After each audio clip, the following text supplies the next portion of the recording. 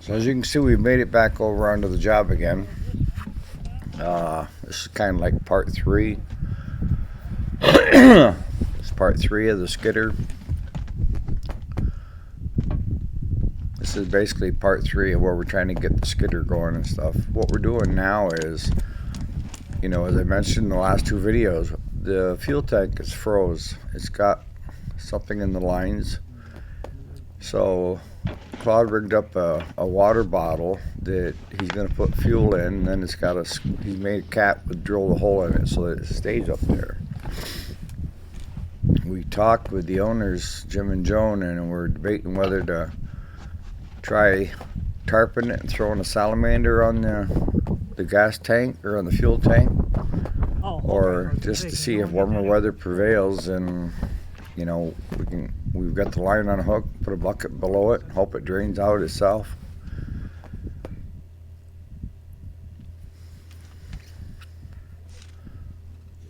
But today we're hopeful. We're hopeful that we've already heard it run, so we know it will run. We just want to make sure everything else works. But now the process comes to where we have to bleed the whole system again.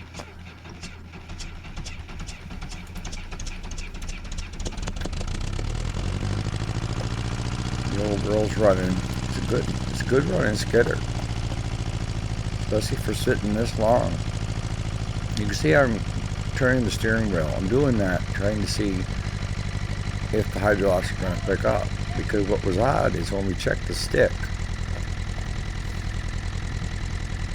it showed empty. And then we checked the stick today and it showed just below the add mark. But we still have no hydraulics, no steering, no movement of the blade. And Claude had mentioned that some of these skidders you have to check actually when they're running. It'll suck the hydraulics into the system and empty the tank. And you have to have enough in the tank to fill the system to have everything work properly.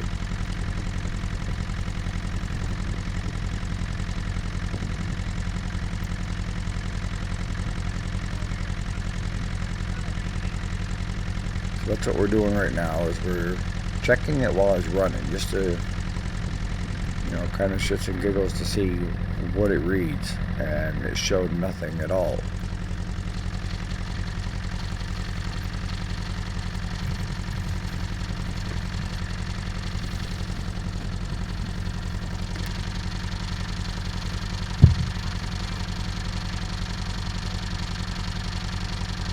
We brought 15 gallons just in case. Like I say,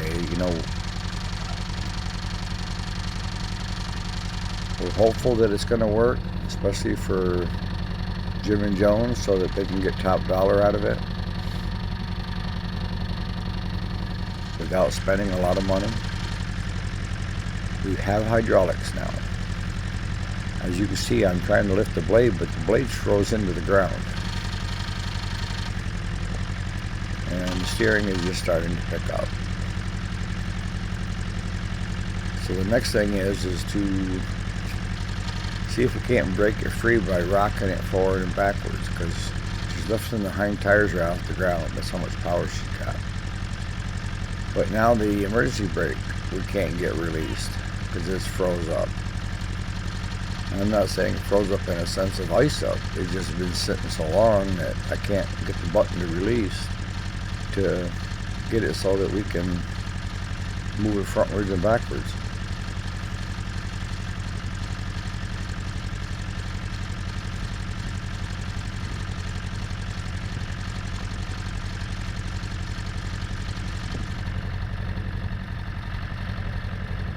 Claude, he grabbed a set of pliers to see if he can't bang on the button while I'm holding it back.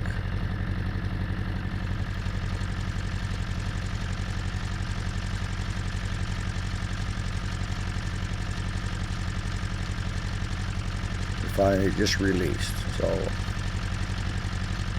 that part's good. So now let's see if the shifting is froze up.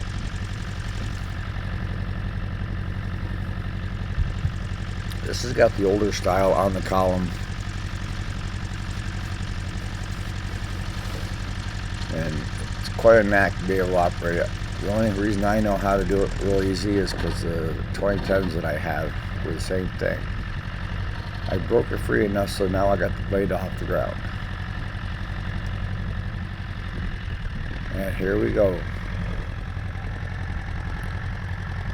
You know it's going to run and drive.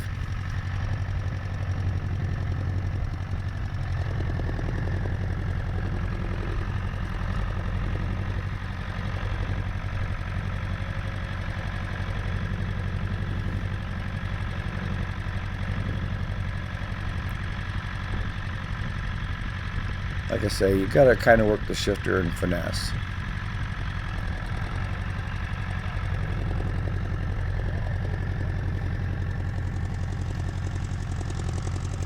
So towards the end of the video, we're going to show you the next two projects after this one's done. We're still not done on this. We're just at a point where we need to decide what to do with the fuel tank. Now that we know that it's going to run and drive, we're going to go ahead and buy 2 brand new batteries for it. The hydraulic fluid is good. It's nice and clear. There's no water in it, so we're not going to bother changing that. We may change the engine oil. We've already changed the fuel filter, but we're trying to keep the cost as low as possible to the owners. You know, Jim and Joan are the type of people that you do what it's got to. You do what you have to do to it, and let us know what it costs. They don't want somebody getting something that's not 100%. In other words, they're good people.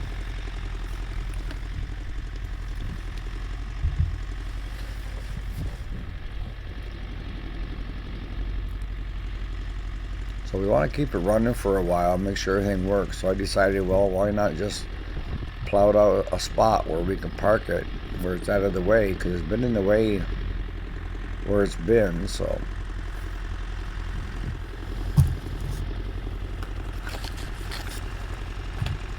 the surprising part is it's going really well without even having a set of bear paws on it.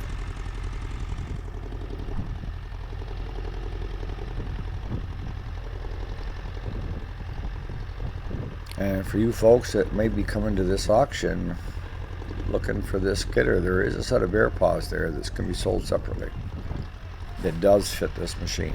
You know, they're a little bit wore, but I think Jim was telling me 25 or 30 years ago he bought them up in Canada somewhere for $500 for the set.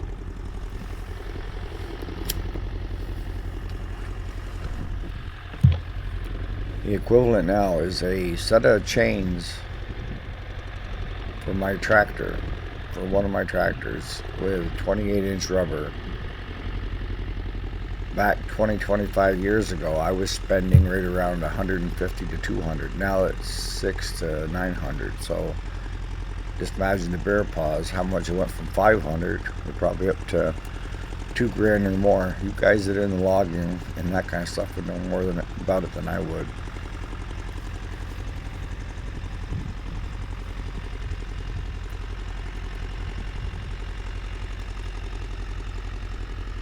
I'm watching the fuel in the jug, and boy, she loves her fuel.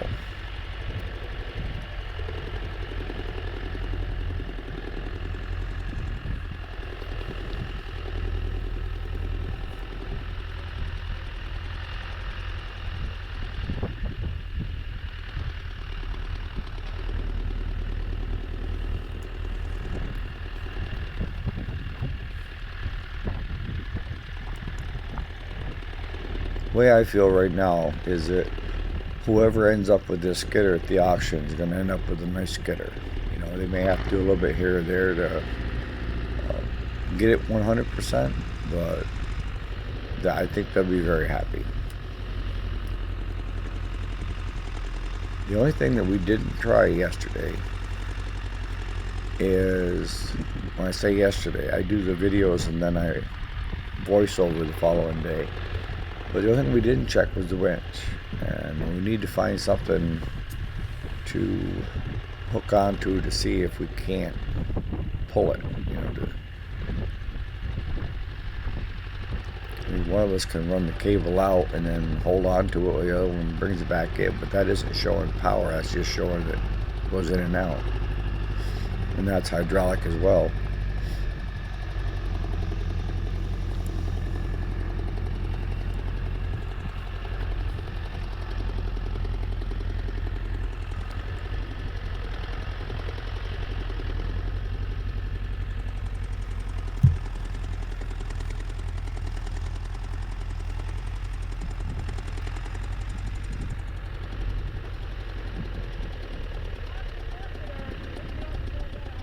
See up there to the right, Jim and Joan's son-in-law, Tracy's husband, is getting them all plowed out. He's got a plow and he's also got a sander on the back.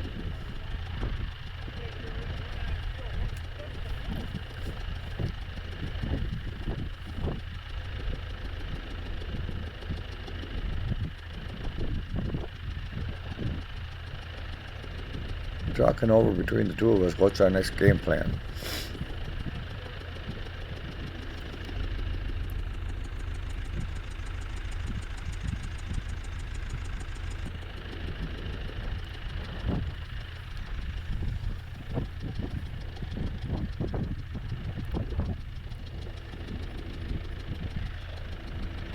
I moved it like that. I didn't touch the camera, so I know I didn't shut it off. Here you go, Dave. It's running and driving.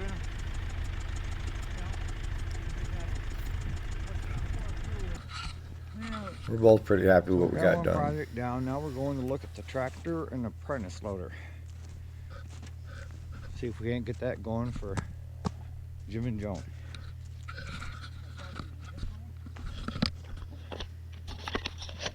Yeah, manure spreader.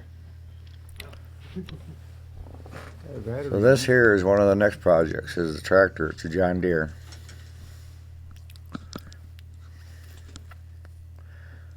From what we're told, that it does run and drive, but right now the battery is completely flat. So we need to pick up another battery for that. So that's a total of 3 batteries I gotta get. And we couldn't even get the lights to come on. And by putting a jump pack on it, just barely rolled it over.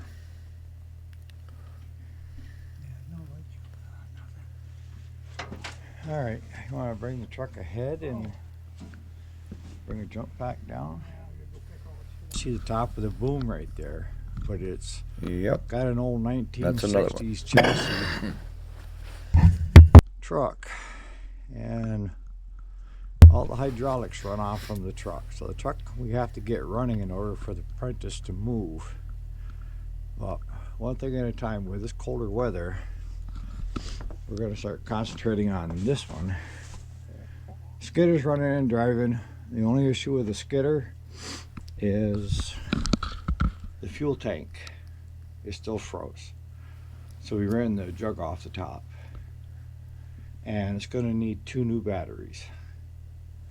Tractor, if it runs and drives and everything works as it should only need a battery for this and get the tires blown up. And then we'll jump over onto the apprentice. Stick with us, guys.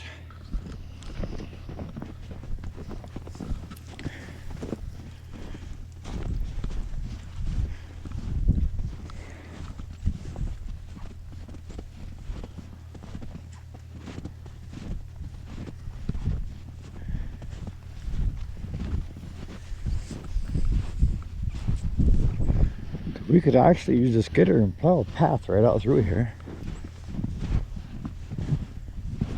That tractor's unloaded.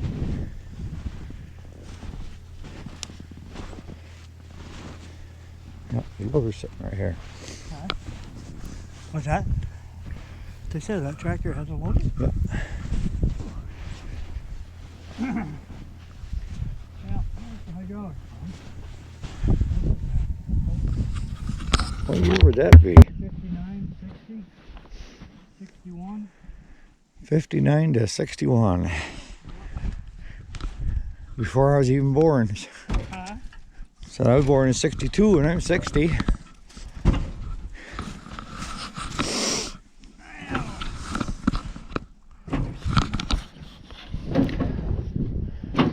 will probably go for the most of it being an antique.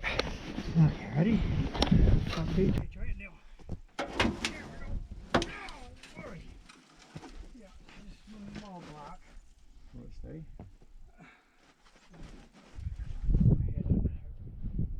Go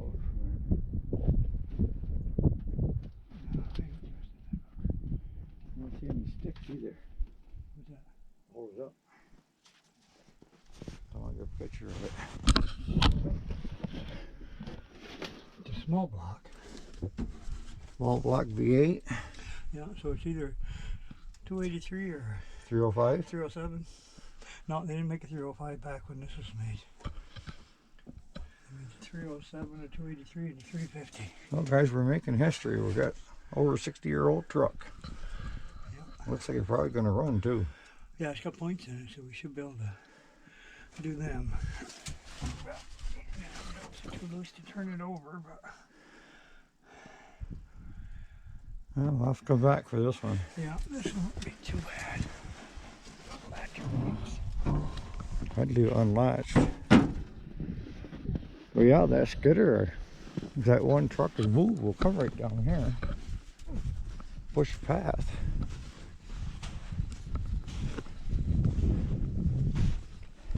Probably that skidder will hook around in the front of that and bring it right out of here. Maybe not.